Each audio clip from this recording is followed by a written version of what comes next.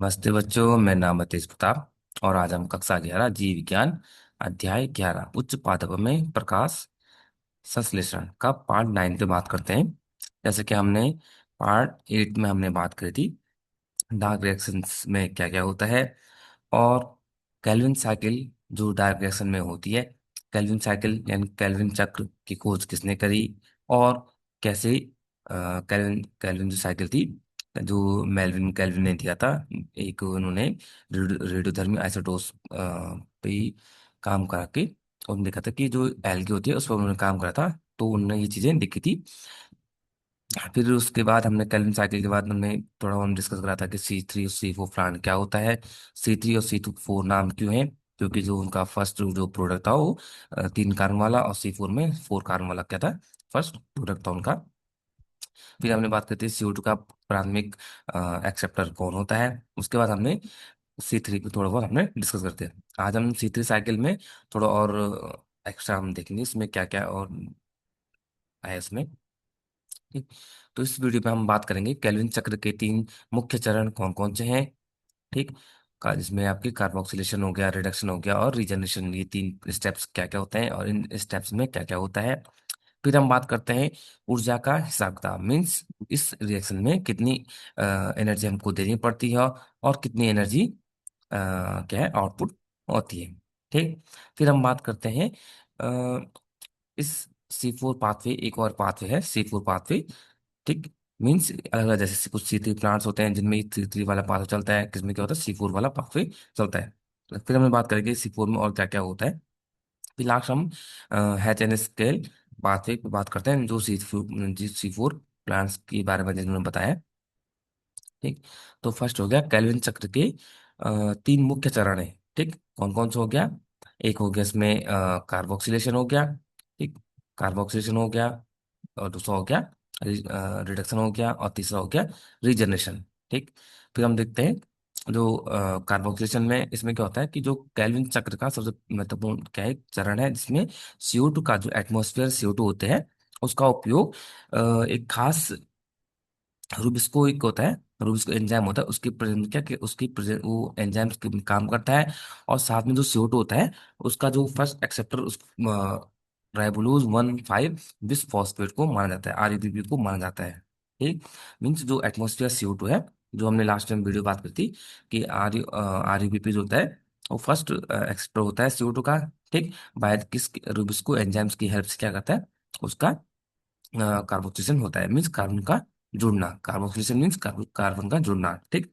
इसके परिणाम स्वरूप 3 PGA के 2 अणु बनते हैं। ठीक। जैसे क्या बनता है, मीन्स फॉस्फोग्लिसरिक एसिड के 3 फॉस्फोग्लिसरिक एसिड के क्या बनते हैं, 2 अणु बनते हैं। 3 PGA मीन्स तीसरे कार्बन में क्या होगा, फॉस्फेट होगा, इसलिए इसका नाम क्या लिखा, 3 PG है। ठीक। तो दो क्या होंगे, 2 अणु बनेंगे इसमें। नेक्स्ट हम बात करते हैं रिडक्शन में क्या होता है।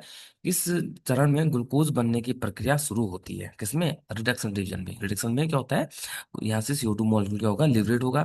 ठीक। इस प्रोसेस में क्या होती है कि एक CO2 अणु के स्थिरीकरण के लिए 2 ATP, ये मेन चीज है कि एक CO2 का जो स्थिरीकरण होता है तो उसके लिए 2 ATP और 2 NADPH अणु क्या होती है का उपयोग होता है। ठीक। मीन्स रिडक्शन ऑक्सीड कार्बोक्सिलेशन के बाद जो रिडक्शन प्रोसेस होती है उसमें 2 ATP और 2 NADPH का अणु का यूज होता है। ठीक। जो हमने लाइट रिएक्शन में जो एनर्जी थी उसका यूज यहाँ होता है। ठीक। ग्लूकोज के एक अणु को बनाने के लिए 6 बार घूमना घूमना पड़ता है, यानी 6 CO2 मॉलिक्यूल चाहिए होता है। तब जाके क्या होता है, एक ग्लूकोज का मॉलिक्यूल बनता है, क्योंकि ग्लूकोज में क्या होता है, 6 कार्बन होते हैं। ठीक। इसलिए इस साइकिल को लगभग 6 बार क्या होता है, ये ये राउंड ये साइकिल चलती है, तब जाके होता है ग्लूकोज का मॉलिक्यूल बनता है। ठीक। ये तो रिडक्शन, ये तो था रिडक्शन। एंड नेक्स्ट है रीजनरेशन। रीजनरेशन मीन्स जो RUBP था वो दोबारा क्या होता है, उसका चक्र में जारी रखने के लिए CO2 ग्राही अणु यानी RUBP का फिर से बनना आवश्यक है।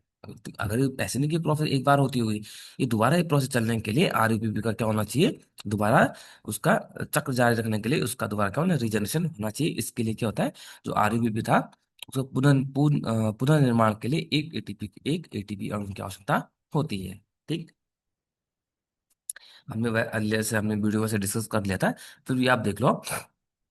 ये क्लोरोप्लास्ट हो गया, ठीक। CO2 आएगा तो कैल्विन साइकिल रन होगी, और साथ में क्या ग्लूकोज बनेगा। सेम इसमें देखो आप, जब CO2 जब CO2 आएगी तो इसमें क्या होता है, जो RUBP था उसको वो क्या है CO2 के साथ बाइंड करके बाय द किसी एंजाइम, एक रूबिस्को एंजाइम की हेल्प से क्या बनाता है, दो मॉलिक्यूल ऑफ 3 PGA। यहाँ 3 लेयर का है, इसलिए यहाँ पे क्या क्या दिखा रखा है, 6 दिखा रखा है, ठीक। 3 ही हो गया। और जो RUB होता है वो लगभग 5 कार्बन मॉलिक्यूल्स का होता है, ठीक। तो इसमें क्या होता है, 3 PGA मॉलिक्यूल का बना, 3 फॉस्फोग्लिसरिक एसिड। 3 क्या है, मीन्स फॉस्फेट ग्रुप क्या होता है, तीसरे नंबर पर फॉस्फेट ग्रुप, तीसरे कार्बन पर फॉस्फेट ग्रुप होगा, इसलिए इसका नाम क्या है, 3 PGA रखा गया है, ठीक। जब ये बनता है उसके बाद फिर इसमें क्या होगा, इसमें रिडक्शन होता रहता है। रिडक्शन मीन्स इसमें ATP क्या होती है, ATP यूज होती है, और ATP यूज होने से मीन ATP और फॉस्फेट क्या होता है, कन्वर्ट होगा, ठीक। साथ साथ में क्या होता है, CO2 का लिबिड होता है। प्लस इसमें एक तो एटीपी हो गया, उससे बड़ा मॉलिक्यूल होता है NADPH, उसकी भी क्या होती है, रिक्वायरमेंट होती है। उसमें एक और CO2 क्या होता है, उसका लिबरेट होता है, ठीक। तब जाके क्या बनता है, G3P मीन्स ग्लिसरॉल 3 फॉस्फेट बनता है, ठीक। वो आगे जाके जब ग्लिसरॉल 3 फॉस्फेट था, उसमें से क्या होता है, कुछ शुगर बनता है, और कुछ एक मॉलिक्यूल से क्या होता है, एक जो होता है आपका शुगर बन जाएगा, बाकी जो 5 मॉलिक्यूल होता है वो किसके लिए, वो रूबिस्को को बना, वो राइबोलोज के लिए RUBP बनाने में चले जाता है, ठीक। एक मॉलिक्यूल जो होता है तो जो यहाँ पे उसको शुगर बनाने में हेल्प करता है, ठीक। बाकी जो 6 में से जो 5 होते हैं वो RUBP बनाने में चले जाते हैं। और इस प्रोसेस में कितनी, एक ATP की क्या होती है, रिक्वायरमेंट होती है। तब जाके क्या होता है, RUBP बनता है, और फिर वो RUBP जो होता है वो CO2 को लेके फिर ये प्रोसेस चलती रहती है। तो इसमें जो मेन प्रोसेस है, कार्बोक्सिलेशन और रिडक्शन, जो थोड़ा लंबी प्रोसेस होती है, रिडक्शन एंड रीजनरेशन, ठीक। तो ये क्या होता है, तीनों प्रोसेस क्या है, 3 स्टेप किसके हैं, ये C3 साइकिल के, यानी कैल्विन साइकिल के 3 साइकिल हैं, ठीक। इस प्रोसेस में हमने देखा कितनी एनर्जी क्या होगी, जैसे अगर 6 मॉलिक्यूल को, उसके 6 मॉलिक्यूल, 6 CO2 मॉलिक्यूल को लेना पड़ेगा, तब जाके यानी 6 बार क्या होगा, CO2 6 बार रिसाइकिल चलेगी, तब जाके एक ग्लूकोज मॉलिक्यूल का फॉर्मेशन होगा, ठीक। इसके लिए 18 ATP की रिक्वायरमेंट होती है, कितनी, 18 ATP की रिक्वायरमेंट होती है, और 12 NADPH की रिक्वायरमेंट होती है। NADPH होता है वो एक बड़ा एनर्जी का मॉलिक्यूल होता है, ठीक, जो लगभग 2 या 3 ATP के बराबर होता है, ठीक। तो अब क्या है कि, तो 18 ATP देनी पड़ती है, और 12 NADPH देना पड़ता है, तब जाकर बनता है ग्लूकोज का मॉलिक्यूल बनता है। और ऑब्वियसली इसमें 18 ATP होगा, और इसमें 12 NADP, ठीक। तो मीन्स कि एक ग्लूकोज मॉलिक्यूल को बनाने के लिए 6 CO2 की रिक्वायरमेंट होगी, 18 ATP की रिक्वायरमेंट होगी, और 12 NADPH की रिक्वायरमेंट होगी। अब हम बात करते हैं, इसमें नोट लिखा हुआ है, प्रति अणु के लिए, ठीक। अगर एक बार से साइकिल चलती है तो उसके लिए 3 ATP की रिक्वायरमेंट होगी, ठीक, और 2 NADPH की रिक्वायरमेंट होगी। जब एक साइकिल चलते हैं तो उसके लिए 3 ATP, और 6 बार चलाएंगे तो 6 18, तो टोटल कितनी होगी, 18 ATP की रिक्वायरमेंट होगी, ठीक। ये तो था एक वैलेंस साइकिल में क्या रिजल्ट में क्या निकलता है, कितने ATP रिक्वायरमेंट होती है, ठीक। अब हम बात करते हैं C4 पाथवे। अब तो हमने पिछली वीडियो में हमने डिस्कस करा था C3 पाथवे क्या होता है, ठीक। अब कुछ ऐसे प्लांट्स होते हैं जो C4 पाथवे, जिनमें क्या होता है, C4 पाथवे चलता है। सीपोर पथ, जैसे पहले बताया गया कि पौधे जो शुष्क उस कटिबंधीय क्षेत्रों में पाए जाते हैं, उनमें सीपोर चलता है। अब कुछ ऐसे प्लांट्स होते हैं जो गर्म एरिया में ज्यादा रहना पसंद करते हैं, या फिर वहां रहते हैं, तो उनमें थोड़ा बहुत क्या आती है, थोड़ा चेंजेस आपको देखने को मिलेंगे। इसमें पौधों में जो CO2 होता है, CO2 को यौगिकीकरण का पहला उत्पादन, यद्यपि मीन्स उसका जो फर्स्ट स्टेबल प्रोडक्ट होता है, वो क्या होता है, एक 4 कार्बन कंपाउंड होता है, जिसको क्या बोलते हैं, ऑक्जेलिक एसिडिक एसिड बोला जाता है, ठीक। उसमें क्या था, उसमें क्या था, उसमें 3 PGA मॉलिक्यूल था, दो क्या होता है, 3 PGA था उसमें, फॉस्फोग्लिसिक एसिड। इसमें क्या है, ऑक्जेलिक एसिडिक एसिड है, जो फर्स्ट स्टेबल प्रोडक्ट बनता है, ठीक। फिर इसमें मुख्य जैव में C4 पाथवे, इसमें हम डायग्राम देख के समझते हैं। इसमें देखो आप, ये क्या है, C4 पाथवे है, इसको हैच स्लैग पाथवे बोला जाता है, C4 साइकिल बोला जाता है, हैच एंड स्लैग पाथवे बोला जाता है। इसमें मेनली जब जो C3 पाथवे था वो क्या होता, वो एक ही मेसोफिल में ही क्या होता, पूरी प्रोसेस चल रही थी। बट ये दोनों क्या होती है, इसमें दो सेल्स काम करें, एक तो हो गया मेसोफिल सेल, दूसरा बंडल सीट सेल, ठीक। दोनों की रिक्वायरमेंट कैसे होती है हम देखेंगे। कैसे दो क्या होती है, जो मेसोफिल सेल 2 सेल की रिक्वायरमेंट होती है, इसमें फर्स्ट सबसे पहले क्या होता है, जो एटमॉस्फेयर CO2 होता है, जब वो बाइकार्बोनेट के फॉर्म में क्या होता है सेल के अंदर एंट्री होती है, तब क्या उसमें इसमें जो फर्स्ट इसका जो एक्सेप्टर होता है वो क्या होता है, एक PP होता है, मीन्स फॉस्फोइनोल पायरुवेट एसिड होता है। क्या होता है, PP फॉस्फोइनोल पायरुविक एसिड, जो क्या करता है इस बाइकार्बोनेट के साथ मिक्स करके या दोनों मिलकर क्या बनाते हैं, एक C4 कार्बन बनाता है। C4 कार्बन के क्या ऑक्जेलिक एसिड एसिटिक एसिड बनाता है। ठीक। फिर ऑक्जेलिक एसिड एसिटिक एसिड क्या करता है, क्योंकि इस मेसोफिल सेल में क्या नहीं होता है, राइबोलो रुबिस्को या फिर राइबोलो रुबिस्को एब्सेंट होता है, इस वजह से यह क्या होता है, एक इसमें कंफर्म नहीं होता है। फिर ये इसका फिक्सेशन होता है, मीन्स कार्बन का जुड़ना। ठीक। उसके बाद जो C4 एसिड होता है यानी ऑक्जेलिक एसिड होता है, वो फिर ट्रांसपोर्ट होता है वाया दिस ट्रांसपोर्ट डेस्मेटा के थ्रू, इसमें बंडल सीड सेल में पहुंचता है। ठीक। यहाँ पहुंचते या क्योंकि जो C4 है उसको डायरेक्टली एंटर नहीं हो सकता है, इसके लिए वो फिर क्या होता है, वो दूसरे मैलिक एसिड में कन्वर्ट होता है। जो ऑक्जेलिक एसिड था वो मैलिक एसिड में कन्वर्ट होता है, और मैलिक एसिड क्या होता है, डायरेक्टली इस बंडल सी सेल में एंटर हो जाता है। यहाँ जो C4 एसिड था, मैलिक मैलिक एसिड, ठीक, उसका क्या होता है, उसका डी कार्बोक्सिलेशन होता है। Decarboxylation means, de means carbo, एक क्या होता है, एक CO2 का मॉलिक्यूल उसमें हट जाता है। ठीक। कितने थे, चार थे, चार कार्बन थे, चार में से एक CO2 क्या होता है, एक लिबरेट हो जाता है, बाकी जो है C3 एसिड बनता है। ठीक। इसको क्या है, पायरुविक एसिड होता है C3। ठीक। C3 क्या होता है, C3 एसिड बनता है, मीन्स फोर में से एक कार्बन क्या होता है, एक तो उसका डी कार्बोक्सिलेशन रिएक्शन से क्या होता है, एक कार्बन मीन्स CO2 लिबरेट हो जाता है, और बाकी जो होता है वो C3 एसिड फिर दोनों क्या करता है, ट्रांसपोर्ट होके वो रीजनरेशन के थ्रू क्या होता है, फॉस्फोइनोल पायरुवेट बनाता है। ठीक। जो था PP था, मीन्स फॉस्फोइनोल पायरुवेट, जो क्या होता है, जो C3 कार्बन होता है, मीन्स चार, चार C4 था, C4 में से एक तो निकल गया। ठीक। डी कार्बोक्सिलेशन के हेल्प से एक निकल गया, बाकी जो C3 साइड था वो पुनः मीन्स फॉस्फोइनोल पायरुवेट जो होता है वो पुनः बंडल मेसोफिल सेल में ट्रांसफर होता है। फिर वहां पे एनर्जी की हेल्प से क्या करता है, रीजनरेशन करके PP बनाता है। ठीक। तो ये प्रोसेस थी कैसे, ये इसमें बंडल सीड सेल से मेसोफिल सेल से बंडल सीड सेल में, बंडल सीड सेल से ये फिर से दोबारा उसी मेसोफिल सेल में चलता है।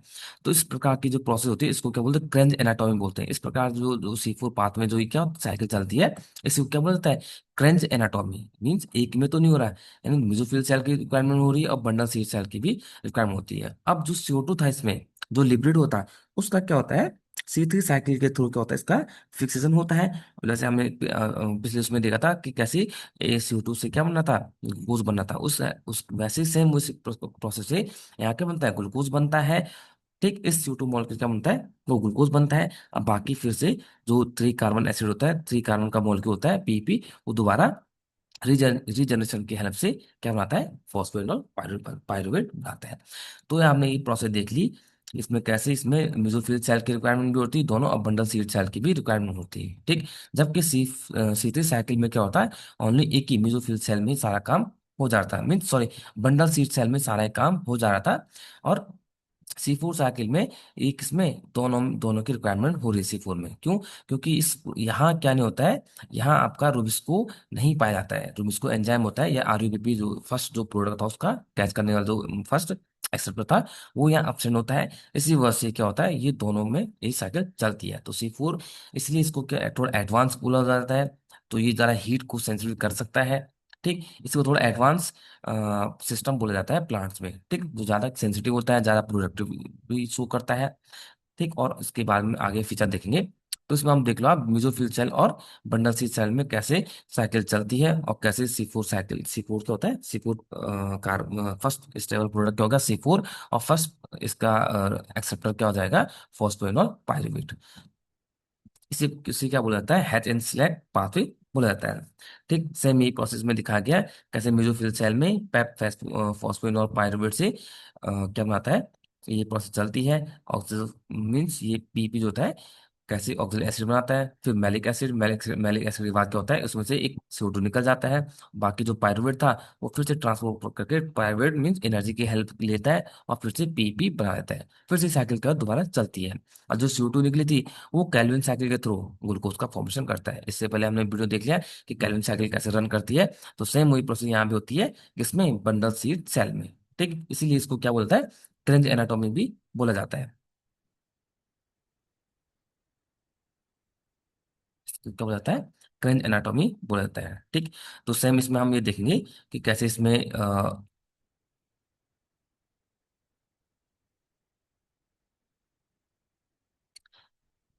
ये हमने डिस्कस कर लिया था। फिर ये C3 का था। C4 में हमने देख लिया था, जो बात कर लेती है कैसे दोनों दोनों क्या होते हैं, बंडल सी सेल और म्यूजोफिल सेल का दोनों क्या करते हैं, कैसे रोल अदा करते हैं। इसमें बहुत अधिक क्या होती है, संख्या में क्लोरोप्लास्ट होते हैं। इनमें मोटी भित्तियों में होती है, अंतः स्थान होता है, सिर्फ वो कैसे मक्का अर्थात ज्वार। ठीक। इसकी एग्जाम्पल हमने लास्ट वीडियो में हमें देख लेते, एग्जाम्पल इसका हमने देख लेते C4 और C3 साइकिल में। तो कैल्विन कैल्विन चक्र के मुख्य क्या होते हैं, मुख्य चरण कौन कौन थे, कार्बोक्सिलेशन थे, अपचयन और रिजनरेशन। ठीक। ये अगले वीडियो में हमने देख लिया था कैसे इनका कैसे इनसे क्या होता है, ग्लूकोज का फॉर्मेशन होता है। ठीक। फिर हमने देखा था कि इन और आउट में कितने मॉलिक्यूल की रिक्वायरमेंट होती है। एक कार्बन मॉलिक्यूल को फिक्सेशन करने के लिए, एक साइकिल चलाने के लिए लगभग 3 ATP की रिक्वायरमेंट होती है। ठीक। और 2 NADPH की। बट अगर हम जब 6 कार्बन की बात करें, एक ग्लूकोज मॉलिक्यूल बनाने के लिए 18 ATP और 12 NADPH की रिक्वायरमेंट होती है, जिससे क्या होती है, एक ग्लूकोज मॉलिक्यूल बनता है। ये तो था C3 साइकिल में। और C4 में क्या बात कर रहे थे हमने, ये थोड़ा एडवांस बोला जाता है इसको, एडवांस जो प्लांट्स में होता है, और ज़्यादातर जो जहाँ क्या होता है, जहाँ गर्मी ज़्यादा होती है, उन वहाँ क्या होती है, सिवो पाथवे होती है प्लांट्स में।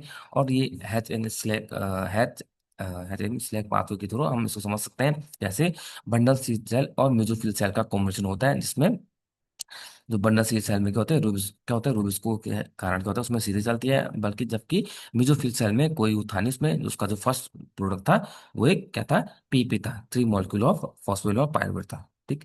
तो आज की वीडियो में इतना ही, बाकी हम नेक्स्ट में बात करता हूँ।